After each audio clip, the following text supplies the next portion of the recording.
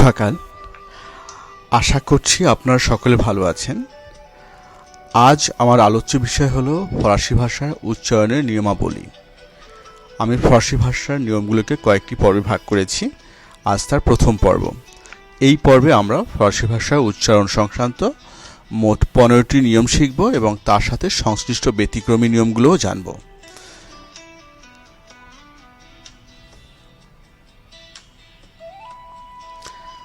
ফরাসি ভাষার উচ্চারণ নিয়ম সংক্রান্ত প্রথম নিয়ম।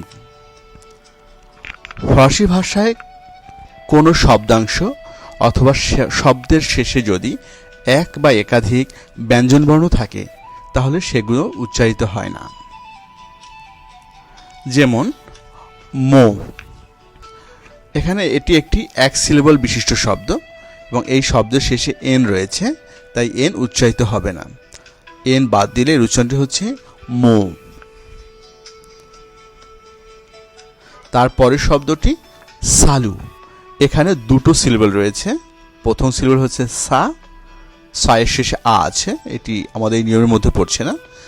এর পরের সিলেবল হচ্ছে এল উ তে, এখানে শেষে বর্ণটি হচ্ছে কনসোনান্ট তে এবং এটি উচ্চারণ হচ্ছে না, তাহলে কি হলো সালু। তারপরের শব্দটি হলো বো। বো শব্দের বানানো একটি এন রয়েছে এবং যেহেতু এটি সর্বশেষে এবং এটি একটি কনসোনান্ট, তাই এই এনের উচ্চারণ হচ্ছে না, এর উচ্চারণ হবে বো।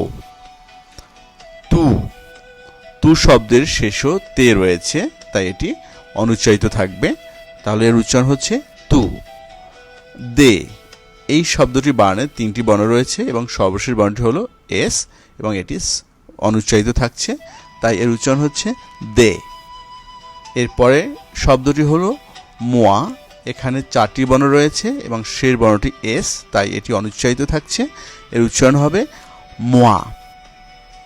এর পরের শব্দটি তোয়া, এখানেও চারটি বর্ণ রয়েছে এবং শেষের বর্ণটি একটি কনসোনান্ট, তাই সেটি অনুচ্চারিত রয়েছে তোয়া।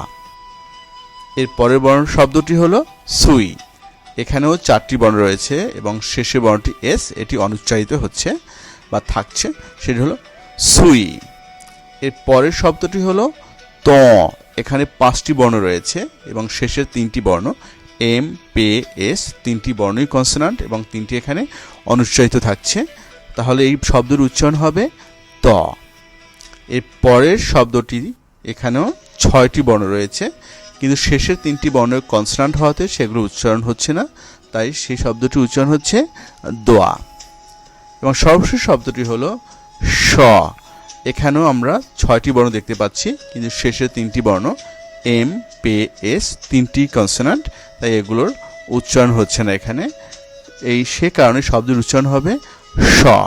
তাহলে আমি আরেকবার পড়ছি, মো, সালু, বো, তু, দে, মোয়া, তোয়া, সুই, তো, দোয়া, স। এখন এই নিয়মটির বেশ কয়েকটি ব্যতিক্রম রয়েছে। আমরা প্রথম ব্যতিক্রমী নিয়মটি জেনে নেই।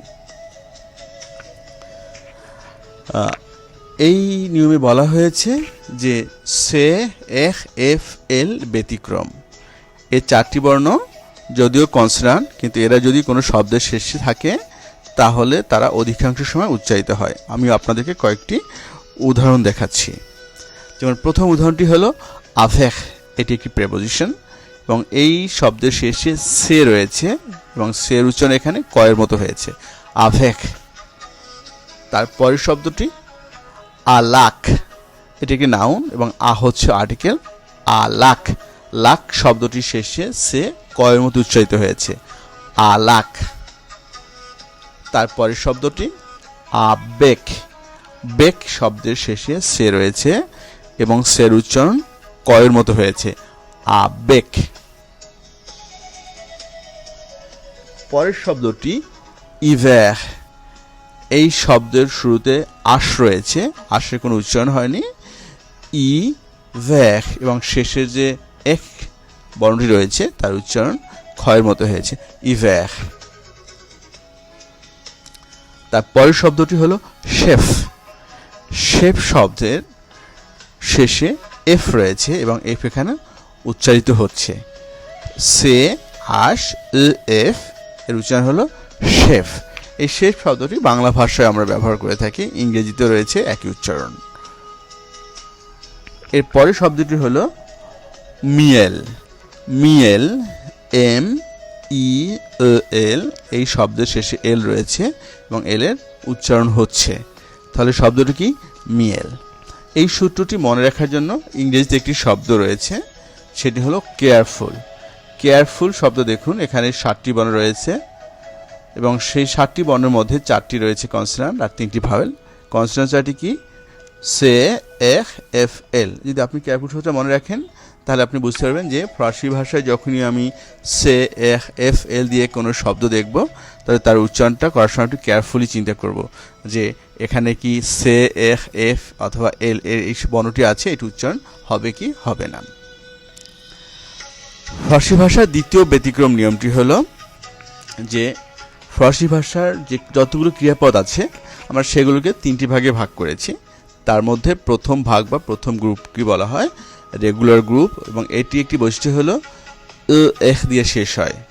ও এখ দিয়ে শেষ হলে এই যে ও এখের শেষে যে আর শব্দ বা এখ আছে এর উচ্চারণ হবে না, বরঞ্চ ও এখ এটি একসাথে এর উচ্চারণ হচ্ছে এ। যেমন প্রথম শব্দটি হচ্ছে দে, এন, এন, ও এখ, এখানে ও এখ এর উচ্চারণ হচ্ছে এ, তাহলে শব্দটি হলো দোনে। অনুরূপভাবে এই ক্রিয়াপদটির শেষও কি আছে? ওয়েখ আছে, তাহলে ওয়েখের উচ্চারণ এ, মজে। তারপরের শব্দটি দশে। দশে ক্রিয়াপদটিরও উচ্চারণ হচ্ছে দশে, কারণ শেষে ওয়েখের উচ্চারণ বাংলা এর মতো হয়েছে। এরপরের শব্দটি থুভে। থুভে, এখানেও ওয়েখ আছে, এর উচ্চারণ এ, থুভে। তারপরে রয়েছে একুতে। একুতে, এখানেও ওয়েখ আছে, এর উচ্চারণ এ। তাহলে আমি শব্দ পাঁচটা আরেকবার পড়ছি: দোনে, মজে, দশে, থুভে, একুতে। এর পরের ব্যতিক্রমী নিয়মটি হলো যে ফরাসি ভাষায় কয়েকটি সংখ্যা রয়েছে যাদের বানানের শেষে কনসোনান্ট রয়েছে। এই কনসোনান্টগুলো সবসময় উচ্চারিত হয়। সেগুলো কি কি? প্রথমটা হলো সাঙ্ক। সাঙ্ক এর শেষে কু রয়েছে, এই কু উচ্চারণ হবে। এরপরে রয়েছে সিস। সিস বানের শেষে ইক্স রয়েছে এবং এর উচ্চারণ এখানে সয়ের মতো হয়েছে, সিস। তারপর রয়েছে সেত। এই সেত শব্দের বানানের শেষে পে এবং তে আছে, এখানে পে উজ্জ থাকবে কিন্তু তের উচ্চারণ হবে, তাহলে উচ্চারণ কি? সেত। তারপরে রয়েছে উইথ। উইথ এর বানানে শেষে তে আছে এবং তের উচ্চারণ হচ্ছে। এরপরে রয়েছে নফ। নফের বানানো এফ রয়েছে, এফ এর উচ্চারণ করতে হবে, নফ। এবং এরপরের শব্দটি রয়েছে দিস। দিস এর শেষে কি? ইক্স আছে, ইক্স এর উচ্চারণ ছয়ের মতো। তাহলে আমরা দেখতে পাচ্ছি সাং, সিস, সেত, উইথ, নফ, দিস। এই সংখ্যাগুলোর বানান যদিও কনসোনান্ট দিয়ে শেষ হয়েছে, তারপরে এই সবগুলো কনসোনান্ট অর্থাৎ কু, ইক্স, তে, এফ এগুলো উচ্চারণ হবে। এর পরের ব্যতিক্রম নিয়মটি হলো যে আমরা যে এতক্ষণ ধরে সংখ্যাবোধক শব্দ দেখলাম তার মধ্যে দুটো সংখ্যাবোধক শব্দ রয়েছে, একটি হলো সিস আর একটি হলো দিস। এই শব্দগুলোর শেষে ইক্স রয়েছে এবং আমরা এই কিছুক্ষণ আগে শিখেছি যে ইক্স থাকলেও এগুলো উচ্চারণ হবে ছয়ের মতো। হ্যাঁ, এটা হলো সাধারণ নিয়ম, তবে এর কিছু ব্যতিক্রম রয়েছে। সাধারণ নিয়ম অনুযায়ী যে যখন সিস অথবা দিস এগুলো আমরা স্বতন্ত্রভাবে কোথাও ব্যবহার করব, যেমন আমরা সংখ্যা গণনা করছি, আমরা 1 থেকে 10 পর্যন্ত গণনা করছি, দো, থোয়া, ক্যাত, এরকম যখন বলছি সেক্ষেত্রে আমাদের সিসের শেষে ইক্স উচ্চারণ হবে সিস। দিসের ক্ষেত্রে ইক্স উচ্চারণ হচ্ছে স, দিস। কিন্তু এই শব্দগুলো বা এই সংখ্যাগুলো যখন কোনো একটি নাউনের পূর্বে বসবে আর সেই নাউনটি যদি কনসোনান্ট দিয়ে শুরু হয় তাহলে এই ইক্সের কোনো উচ্চারণ হবে না। যেমন সি, লিভ। এখানে দেখুন সি এটা একটি সংখ্যাবাচক বিশেষণের মতো কাজ করেছে এবং এর পরের শব্দ হচ্ছে লিভ। লিভ মানে হচ্ছে বই এবং লিভ এর প্রথম বর্ণটি হচ্ছে এল। তাহলে এল যেহেতু কনসোনান্ট সেই জন্য সিসের শেষে যে ইক্স আছে ইক্সের উচ্চারণ চলছে না এখানে, তা কি হবে সি লিভ। আপনি একটু কম্পেয়ার করুন, যখন আমরা সংখ্যাটাকে আলাদা করে বলছি 6 এর ফ্রেঞ্চ কি সিস, কিন্তু 6টি বই তার ফ্রেঞ্চ কি সি লিভ। একইভাবে আমরা পরেরটার দিকে তাকাই, এখানে রয়েছে দি পেকসন। আমরা যখন 10কে ফ্রেঞ্চে বলছি দিস, কিন্তু যখন এই দিস শব্দটি আরেকটি নাউনের পূর্বে বসবে এবং সেই নাউনটি কনসোনান্ট দিয়ে শুরু হয়, তাহলে এই দিস শব্দের ইক্সের কোনো উচ্চারণ থাকবে না, তখন তার উচ্চারণ হবে দি। তাহলে আমরা শব্দ দুটি আমি আবার পড়ছি, দি পেকসন, দি পেকসন, আর প্রথমে কি বলেছিলাম সি লিভ 6টি বই, আর দি পেকসন 10 জন ব্যক্তি। হ্যাঁ, এক্ষেত্রে আরেকটু বিষয় রয়েছে, সে বিষয়টি হলো যে যখন এই সংখ্যা দুটি এমন কোনো নাউনের পূর্বে বসবে যে নাউনটি যে 5টি ভাওয়েল বা স্বরবর্ণ রয়েছে আ, এ, ই, ও, উ এবং ইঘেক অথবা আশ দিয়ে শুরু হয়েছে, তাহলে তখন ইক্স এর উচ্চারণ হবে বাংলা জয়ের মতো করে। যেমন এখানে আমি একটি শব্দ লিখেছি সিস, আর একটা হচ্ছে আমি, কিন্তু আমি শব্দের প্রথম বর্ণটি হলো আ, তাই সিস এর যে ইক্স আছে ইক্সটা আয়ের সাথে সন্ধি করবে এবং এর উচ্চারণ হয়ে যাবে জ, এবং জ শব্দটি বা জ ধ্বনিটি ওই আমির আয়ের সাথে গিয়ে যুক্ত হচ্ছে, তাহলে কি হচ্ছে সিজ আমি। একই রকম করে এটা হওয়ার কথা ছিল পরের শব্দটি দিস, আর একটা ছিল অ, কিন্তু এই যে ইক্স এবং আ পাশাপাশি হওয়াতে এর মধ্যে একটি সন্ধি হচ্ছে, আর তখন ইক্সের উচ্চারণ জ হয়ে যাচ্ছে, তো একসাথে বললে কি হবে দিজ। আমরা তো বুঝতে পেরেছি তাই তো। অতি সংক্ষেপে বললে যে যখন ফরাসি সংখ্যা সিস এবং দিস এমন কোনো নাউনের পূর্বে বসবে যে নাউনটির শুরুতে আ অথবা এ অথবা ই অথবা ও অথবা উ অথবা ইঘেক অথবা আশ থাকবে, তাহলে তখন এই যে ইক্স যে বর্ণটি রয়েছে এটি তাদের সাথে সন্ধি করবে এবং এর উচ্চারণ পরিবর্তন হবে, তখন ইক্স কি হয়ে যাবে জয়ের মতো হবে। আমরা যে উদাহরণ দুটো আপনাকে দেখিয়েছি, একটি হলো সিজামি আর একটি হচ্ছে দিজ। অনুরূপভাবে আরেকটি সংখ্যা আমরা পড়েছিলাম নফ, নফের শেষে এফ আছে এবং এফটি উচ্চারণ হয় তাই তো, কিন্তু এই নফ শব্দটি যখন এমন কোনো নাউনের পূর্বে বসবে যার শুরুতে 5টি ভাওয়েল আ, এ, ই, ও, উ এবং ইঘেক অথবা আশ থাকে, তখন এফের উচ্চারণ পরিবর্তিত হয়ে ভা হবে। যেমন নফ, সংখ্যাটি হলো নফ, শুধু নফ বসেছে, কিন্তু পরের শব্দটি দেখে নফ অ, কিন্তু নফ না হয়ে আমরা কি বলবো নফ অ, এর পরিবর্তে আমরা বলবো নভ। এই এফ এর সাথে মিলে সন্ধি হয়েছে নফ অ, এখন কি হবে নভ। আরও একটি ব্যতিক্রম রয়েছে, সেটা হলো আমরা 1 নম্বর নিয়মে দেখেছি যে ফরাসি ভাষার শব্দের শেষে কোনো ব্যঞ্জন বর্ণ থাকলে সেটি উচ্চারণ হয় না, কিন্তু ফরাসি ভাষায় কিছু বিদেশি শব্দ, যে শব্দগুলো বিশেষ করে ইংরেজি ভাষা থেকে এসেছে, সেগুলো শেষে যদি বে, দে, কা, জে অথবা কু থাকে তাহলে সেগুলো উচ্চারিত হয়। যেমন আতাঙ্ক, তাঁক এই শব্দটি ইংরেজি থেকে এসেছে, তাই কি এর উচ্চারণ হচ্ছে স্নাক, আনস্নাক, স্নাকের ক্ষেত্রেও কা শব্দের উচ্চারণ হচ্ছে। পরেরটি হচ্ছে আক্লুব, আক্লুব, এটি এখানে ক্লুবটাও ইংরেজি ক্লাব থেকে এসছে, তাই বের উচ্চারণ হচ্ছে। এরপর রয়েছে আব্লগ, আব্লগেও এখানে যে জে রয়েছে সেই জেটি উচ্চারণ হচ্ছে আব্লগ। এবং এরপরে রয়েছে আইস্তুয়ার, আইস্তুয়ার এটু ইংরেজি শব্দ স্টুয়ার্ড থেকে এসছে, এখানেও দের উচ্চারণ হচ্ছে। তার মানে শব্দগুলো যদি ফরাসি হতো তাহলে আমরা বে, দে, কা অথবা জে এবং কু এর উচ্চারণ করতাম না, কিন্তু এই শব্দগুলো ইংরেজি ভাষা থেকে ফরাসি ভাষায় এসেছে, তাই এদের বানানটাও ইংরেজিতে ধরে রাখা হয়েছে এবং উচ্চারণ করার সময় এই বর্ণগুলো উচ্চারণ হচ্ছে। এবার আমরা দ্বিতীয় নিয়মটি শিখব। ফরাসি ভাষার উচ্চারণের দ্বিতীয় নিয়মটা হলো যে যদি ফরাসি ভাষার শব্দের শেষে থাকে তাহলে এর আগের যে কনসোনান্ট সেই কনসোনান্ট পর্যন্ত উচ্চারণ হবে এবং এর কোনো উচ্চারণ হবে না। যেমন বোন, এই বোন শব্দটির শেষে দেখুন কি আছে, আছে, তার আগে দুটি এন রয়েছে। তাহলে আমরা যেটা করব, ও এর কোনো উচ্চারণ হবে না, ঠিক তার আগে যে কনসোনান্ট এন আমি এখানে মার্ক করে দিয়েছি, এই এন পর্যন্ত উচ্চারিত হবে। তাহলে কি হচ্ছে, বোন। একইভাবে পরের শব্দটি হচ্ছে ওত, শব্দটির শেষে থাকার কারণে তের উচ্চারণ হচ্ছে ওত।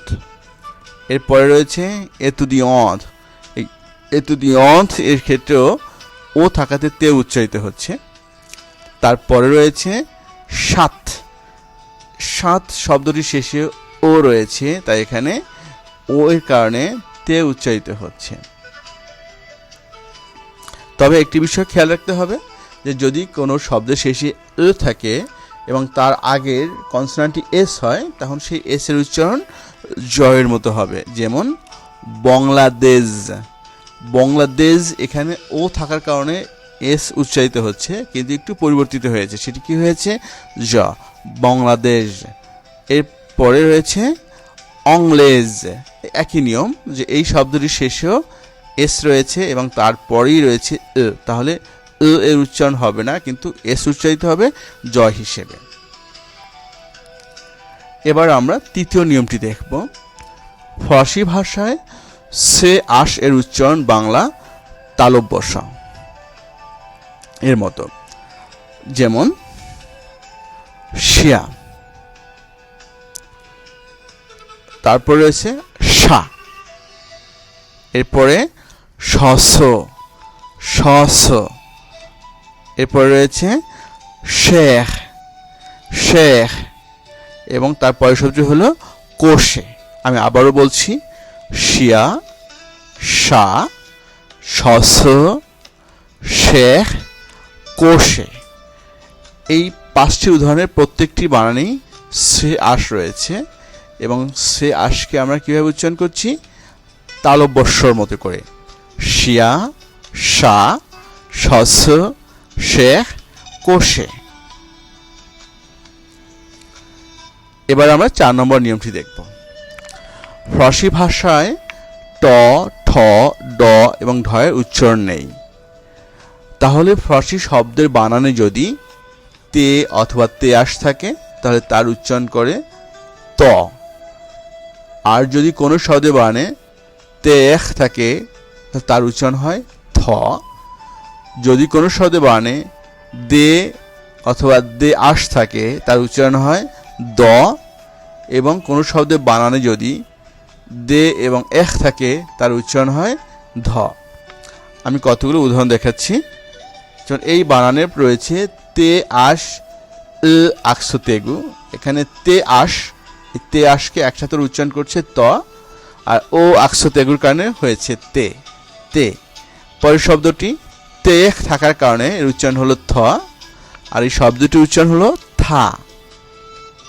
তারপরে রয়েছে থোয়া, থোয়া, এখানে তে থাকার কারণে থ উচ্চারণ হয়েছে। তারপরে শব্দটি হলো দে, এখানে দে থাকার কারণে উচ্চারণ দয়ের মতো হয়েছে। তারপরে দোয়া, এরপরে রয়েছে দাকা, দে আশ এর উচ্চারণ ফরাসিদের মতো করে উচ্চারণ করলে এর উচ্চারণ হবে দ, এবং আমরা যাকে ঢাকা বলছি ওরা যদি ফরাসিদের মতো উচ্চারণ করে তাহলে কি বলবে, দাকা। এরপরে শব্দটি ধোয়া, এখানে দে এখ থাকাতে দে এখ উচ্চারণ হচ্ছে ধ, ধোয়া। এবং পরের শব্দ হলো ধুইদ, ধুইদ, এখানেও দে এখ এর উচ্চারণ হলো ধ, আর শেষে ও এর আগে যে দে রয়েছে তার উচ্চারণ হচ্ছে দ। সো একই শব্দে আমরা পাচ্ছি ধুইদ, ধও পাচ্ছি, দও পাচ্ছি। পরের নিয়মটি হলো যে ফরাসি ভাষায় দুই বর্ণের শব্দের প্রথমে যদি কনসোনান্ট লেটার থাকে এবং তারপরে ও থাকে তাহলে ওই ও এর উচ্চারণ বাংলা ও এর মতো হবে। যেমন দেখেন লো, এখানে দুটি বর্ণ, প্রথমে কনসোনান্ট এরপরে রয়েছে, তাই তার উচ্চারণ হলো লো। একই রকমভাবে দো, মো, তারপরে হচ্ছে নো, এরপরে হলো তো এবং সো, এবং সর্বশেষ রয়েছে জো। এখানে যতগুলো শব্দ আমি দেখাচ্ছি এই প্রত্যেকটিরই বানানের দুটো করে বর্ণ রয়েছে। প্রথম বর্ণটি একটি কনসোনান্ট আর শেষে হয়েছে এ, আর উচ্চারণ নিয়ম অনুযায়ী এই এর উচ্চারণ বাংলা ও এর মতো হচ্ছে। তাহলে আমি আবারও পড়ছি, লো, দো, মো, নো, তো, সো, জো। আমাদের পরবর্তী নিয়ম, ফরাসি ভাষায় 3 বর্ণের কোনো শব্দ থাকে এবং তার প্রথমে যদি একটি কনসোনান্ট থাকে এবং শেষের বর্ণ যদি ওএস হয় তাহলে ওএস এর উচ্চারণ বাংলা এর মতো। যেমন সে এস সে, দে এস দে, এল এস লে, এম ও এস মে, তে ও এস তে, এস ও এস সে।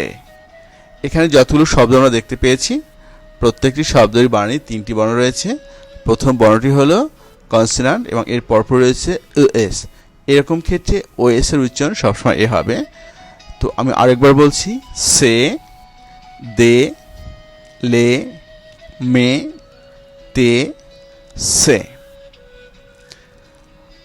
ফরাসি ভাষার 7ম নিয়ম, ফরাসি ভাষা উচ্চারণের যদি কোথাও আশ থাকে, আশের কোনো উচ্চারণ হয় না, বরঞ্চ আশের পরবর্তীতে যে স্বরধ্বনিটি থাকে সেটি উচ্চারিত হয়। যেমন আশ ও এম এন এ, এখানে আশের কোনো উচ্চারণ হবে না, ও এর কারণ উচ্চারণ হচ্ছে অম, অম। তারপরে রয়েছে ওত, এখানেও আশ উচ্চারিত হয়নি। ইমনা, ইমনা, এখানে আশের উচ্চারণ হয়নি। তারপর রয়েছে ওতেল, এখানেও আশ উচ্চারণ হয়নি। তাহলে এই 4টি শব্দের ক্ষেত্রেই আশ সাইলেন্ট রয়েছে। আমি আবার একবার বলছি, অম, ওত, ইমন, ওতেল। উচ্চারণের 8 নম্বর নিয়ম অনুযায়ী ফরাসি ভাষায় যদি কোনো শব্দের শেষে অনুচ্চারিত ব্যঞ্জনবর্ণ থাকে এবং পরবর্তী শব্দের প্রথমে স্বরবর্ণ থাকে তাহলে প্রথম শব্দটির শেষে অনুচ্চারিত বর্ণটি পরবর্তী শব্দের সাথে শুরুতে উচ্চারিত হবে।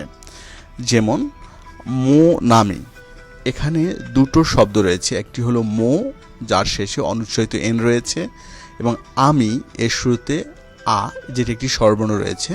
তাহলে অনুচ্চারিত এন আমি এর শুরুতে অর্থাৎ আয়ের শুরুতে গিয়ে বসছে, তাহলে কি হলো মো নামি। তারপরে আপতিতাভিও, এক্ষেত্রে অনুচ্চারিত তে আভিও এর শুরুর যে ভাওয়েল বা স্বরবর্ণ আ রয়েছে তার সাথে যুক্ত উচ্চারিত হচ্ছে আপতিতাভিও। তারপরে মোনাভি, এখানে এন আয়ের সাথে যুক্ত উচ্চারিত হচ্ছে মোনাভি। একই রকমভাবে তোনাভি। তারপরে মনেকোল, এখানে এন এবং এ এর সাথে সন্ধি হয়েছে মনেকোল। সোনেতুদিও, এখানে সো এর এন এবং এতুদিওর এ এর সাথে সন্ধি হয়েছে। এরপর একটি এক্সপ্রেশন আছে কোমোতালেভু। এই কোমোতালেভু এক্ষেত্রে প্রথম কোমো এর শেষে অনুচ্চারিত তে এবং আলে এর শুরুতে যে ভাওয়েল রয়েছে আ তার সাথে সন্ধি হয়েছে কোমোতালেভু। এরপরে কি রয়েছে আভন্তিয়ার, এখানে আভ এর শেষে তে এবং ইয়েক এর শুরুতে যে স্বরধ্বনি ই তার সাথে সন্ধি হয়েছে আভন্তিয়ার। এবং সর্বশেষ পোতেত, পো এর শেষে অনুচ্চারিত তে এত এর শুরুতে যে এ স্বরধ্বনি রয়েছে তার সাথে মিলে উচ্চারিত হয়েছে। তাহলে কি হলো পোতেত। আমি আরেকবার বলছি, মোনামি, আপতিতাভিও, মোনাভি, তোনাভি, মনেকোল, সোনেতুদিও, কোমোতালেভু, আভন্তিয়ে, পোতেত। এই যে সন্ধি ক্ষেত্রে ফরাসি ভাষায় কিছু নিয়ম রয়েছে, আমরা পরবর্তী একটি আলোচনায় বলবো যে কখনো কখনো কিছু কনটেক্সট পাবো আমরা, সেখানে এ ধরনের সন্ধি করাটা অব্লিগেটরি, অবশ্যই করতে হবে। আবার আমরা কিছু কনটেক্সট পাবো যেখানে এ ধরনের সন্ধি করা যাবে না, কোনোভাবেই করা যাবে না। আর কিছু জায়গা আছে যেটা অপশনাল, আমি চাইলে সন্ধি করতেও পারি, নাও করতে পারি। সে বিষয়ে অন্য আরেকদিন আলোচনা হবে। এবার আসি, এই সন্ধির ক্ষেত্রে কয়েকটি ব্যতিক্রমী নিয়ম রয়েছে, আমরা সেগুলোকে অতি সংক্ষেপে জানার চেষ্টা করি। প্রথম ব্যতিক্রমটি হলো যে সন্ধি করার মতো যদি কনটেক্সট তৈরি হয়, অর্থাৎ প্রথম শব্দের শেষে একটি অনুচ্চারিত কনসোনান্ট এবং তারপরে ভাওয়েল অথবা ইগঝেক অথবা আশ থাকে, তাহলে কি হয়? তো সেক্ষেত্রে আমরা দেখেছি যে প্রথম শব্দের শেষে অনুচ্চারিত কনসোনান্টটি তার পরের শব্দের শুরু থেকে উচ্চারিত হচ্ছে। কিন্তু যদি কোনো শব্দের শেষে অনুচ্চারিত কনসোনান্টটি এস থাকে, তাহলে তা যখন সন্ধি করবে তখন এসের উচ্চারণ হয়ে যাবে জয়ের মতো। যেমন মেজামি, এখানে মে শেষে এস আর আমির শুরুতে স্বরধ্বনি আ রয়েছে, তাই মেজামি। পরের শব্দটিও তাই, এখানে দুটো শব্দ রয়েছে, নু এর শেষে এস এবং পরের শব্দ হলো আ, আভো এর শুরুতে আ, সো নু জাভো। একই সূত্র যদি কোনো শব্দ এক্স দিয়ে শেষ হয়, প্রথম শব্দটি এক্স দিয়ে শেষ হয়, তার জন্য একই সূত্র প্রযোজ্য, অর্থাৎ এক্স যখন পরবর্তী শব্দের শুরুতে কোনো ভাওয়েল থাকবে অথবা ইগজেক বা আশ থাকবে, তার সাথে মিলে জয়ের মতো উচ্চারিত হবে। যেমন ওজ অফ, ওজ অফ এবং দি জেতুদিও, দি জেতুদিও। আমরা পড়েছিলাম দে ই এক্সকে ফার্সি ভাষায় দিস বলে, কিন্তু এখানে সন্ধি হওয়ার কারণে উচ্চারণ হবে দি জেতুদিও। আর যদি কখনো এরকম দেখা যায় যে প্রথম শব্দটির শেষে অনুচ্চারিত বর্ণটি হলো দে আর তারপরের শব্দের শুরুতে ভাওয়েল অথবা ইগজেক অথবা আশ আছে, তাহলে দের উচ্চারণ ত হবে। যেমন ঘ অম, বা এখানে সন্ধিগানে শোনাবে ঘতম, ঘতম। এর পরের নিয়ম, ফার্সি ভাষায় যদি আমরা ই এন পাই, তাহলে সেই শব্দটির উচ্চারণ হবে ইয়া। যেমন কানাডিয়া, ইতালিয়া, শিলিয়া এবং অ্যাঁদিয়া, এই চারটি শব্দের শেষেই ই এন আছে আর এদের উচ্চারণ হলো ইয়া। আমি আবারও বলছি, কানাডিয়া, ইতালিয়া, শিলিয়া, অ্যাঁদিয়া। পরবর্তী নিয়মটি আমরা দেখি যে যদি ফার্সি ভাষায় কোনো শব্দের বানানে ই এন এন থাকে, তাহলে তার উচ্চারণ হচ্ছে ইয়েন। যেমন কানাডিয়ান, ইতালিয়ান, শিলিয়ান, অ্যাঁদিয়ান। আমি আরেকবার পড়ছি, কানাডিয়ান, ইতালিয়ান, শিলিয়ান, অ্যাঁদিয়ান। উচ্চারণের পরবর্তী নিয়ম, ফার্সি কোনো শব্দের শেষে যদি ও এখ অথবা এ আকসুতেগু অথবা ও জেদ থাকে, তার উচ্চারণ বাংলা একারের মতো। আমি আপনাদেরকে কয়েকটি উদাহরণ দিচ্ছি। যেমন প্রথমটি ও এখ দিয়ে শেষ হয়েছে, দশে, শতে, তুখনে, ফাপে, নাশে। এই যে পাঁচটি উদাহরণ দিলাম, এই পাঁচটি শব্দের শেষেই ও এখ আছে, তাই এর উচ্চারণ হলো এ। এবার দেখি, এই শব্দটির শেষে ও আকসুতেগু রয়েছে, এর উচ্চারণও কিন্তু এ, তাহলে কি হবে? তুখনে, একই রকম ভাবে ফাপে এবং নাশে। এই তিনটি শব্দের শেষেই এ আকসুতেগু আছে, এ কারণে এর উচ্চারণ হলো এ, তুখনে, ফাপে, নাশে। এবার আসি, যদি শব্দের বানের শেষে জেদ থাকে, যেমন আমরা একটু উদাহরণ দেখতে পাচ্ছি আভে, আভে, এখানে ও জেদ থাকার কারণে উচ্চারণ হবে এ। একই রকম ভাবে আরেকটি শব্দ রয়েছে আলে, আলে, এবং সর্বশেষ উদাহরণটি আছে। তো শেষের তিনটি শব্দের শেষে আমরা ও যে দেখতে পাচ্ছি, সেখানে তার উচ্চারণ হবে এ, আভে, আলে, আছে। আমি শুরু থেকে আরেকবার পড়ছি, দশে, শতে, তুখনে, ফাপে, নাজে, তুখনে, ফাপে, নাজে, আভে, আলে, আছে। এবার আমরা আরেকটু উদাহরণ দেখব।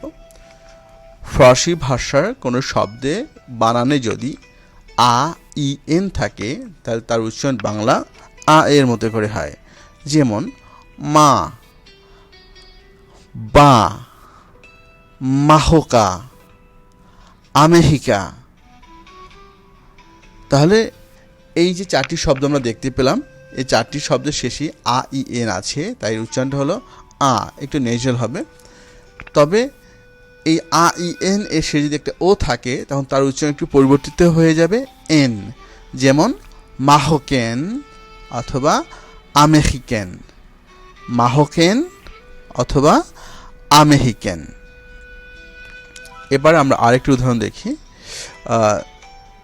আচ্ছা, নিয়ম 13 নম্বর নিয়মে কি আছে যে আমরা ফরাসি ভাষা কিছু শব্দে বানানে প্রায় ই এল এল দেখতে পাই। ই এল এল এর আসলে দুটি উচ্চারণ রয়েছে। প্রথমটি হলো ই, লং ই, যেমন ফি, ভি। আর দ্বিতীয়টি হলো ইল, যেমন মিল এবং ভিল। তাহলে আমরা কখনো কখনো এই ই এল এল এর উচ্চারণ ই এর মতো পাবো, আর কখনো ইল এর মতো পাবো। আমাদের 14 নম্বর নিয়ম যে ফরাসি ভাষার কোনো শব্দে বানানে যদি আউ, আউ ইক্স, আউ অথবা এন থাকে তাহলে চারটি ক্লাস্টারের উচ্চারণই হচ্ছে ও। যেমন ওয়াজো, এখানে শেষে আউ পাচ্ছি, তার এর উচ্চারণ হচ্ছে ও। ওয়াজো, বাতো, আনিমো, পোয়াসো।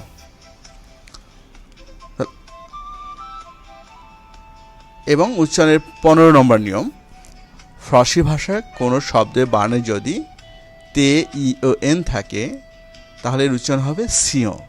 সাধারণত ইংরেজিতে তে ই ও এন এর উচ্চারণ হলো শন, লাইক এডুকেশন, নেশন, কিন্তু ফরাসি ভাষার ক্ষেত্রে হবে সিও। যেমন আকসিও, ফংসিও, সিতুয়াসিও, কোভেক্সাসিও। তাহলে আমরা এই যে উদাহরণগুলো দেখলাম সবগুলো শেষে কি তে ই ও এন আছে, কিন্তু ফরাসি ভাষার নিয়ম অনুযায়ী এর উচ্চারণ হবে সিও। আকসিও, ফংসিও, সিতুয়াসিও এবং কোভেক্সাসিও। আমরা আজ 15টি নিয়ম দেখলাম এবং পরবর্তী পর্বে আমি ফরাসি ভাষা নিয়মের 16 নম্বর নিয়ম থেকে 30 নম্বর পর্যন্ত আলোচনা করব। সেটা দেখার জন্য আপনাদেরকে আমন্ত্রণ জানাচ্ছি। তো আজ এ পর্যন্তই। এতক্ষণ সঙ্গে থাকার জন্য ধন্যবাদ। আবার দেখা হবে।